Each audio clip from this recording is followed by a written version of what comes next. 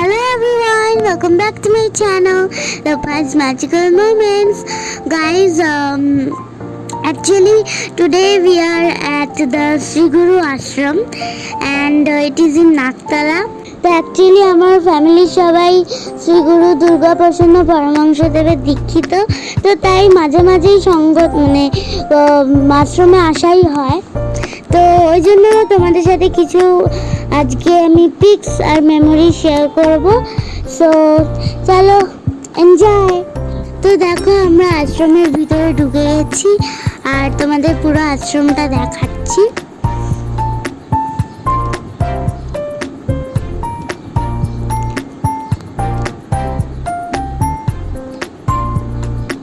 এখানে অনেক সুন্দর সুন্দর কৃষ্ণ, তারপর বিষ্ণু, অনেকের ছবি আছে। তো ইনি হলেন আমাদের শ্রী গুরু দুর্গা প্রসন্ন পরমহংসদেব, আমি যাকে স্পেশালি গুরু দাদু বলে ডাকি।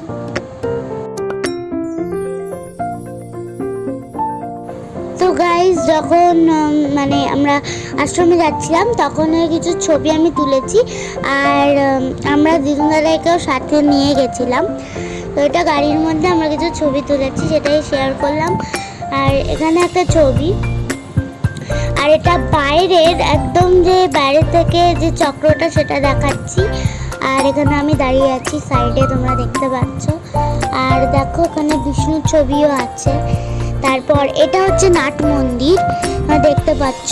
দেখো এখানে শিল্পকেন্দ্র আছে একটা। তো এখানে মহিলারা অনেক কিছু হাতের কাজের তারপরে ধূপকাঠি, তারপরে কুলফি, দই বড়া, তারপরে আচার, আরো অনেক কিছু এখানে মহিলারা বিক্রি করেন। আমরা দেখো আমি দাঁড়িয়ে আছি নাট মন্দিরের এখানে। আর এখানে না যখন সঙ্গ হয় তখন তো অনেক দিনের জন্য এইসবের করোনার জন্য তো সঙ্গ হচ্ছিলই না। আর যখন হয় না তখন পুরো আন্ডারগ্রাউন্ডে গিয়েও ওখানে যখন উৎসব হয় তখন ওখানে আন্ডারগ্রাউন্ডের ওখানে গিয়েও খাওয়া যায়। শুধু উপরেই না, অনেক বড় হল আছে, নিচেও উপরেও। উৎসবের সঙ্গের সময় অনেক অনেক অনেক অনেক লোক আসে এখানে। তো এটা হচ্ছে রাধা গোবিন্দ মন্দির, এটার পাশেই একটা কালী মন্দির আছে। ওই কালী মূর্তিটা খুবই সুন্দর, কিন্তু সরি টু সে তোমাদেরকে আমি দেখাতে পারলাম না। কিন্তু এর পরের বার যদি আমি আসি আবার, এর পরের বার তোমাদেরকে অবশ্যই দেখাবো। আর এটা তো ওই ভিতরটাই যেটা তোমাদের প্রথমে ইন্ট্রো দেওয়ার পরেই দেখিয়েছিলাম ভিডিওতে।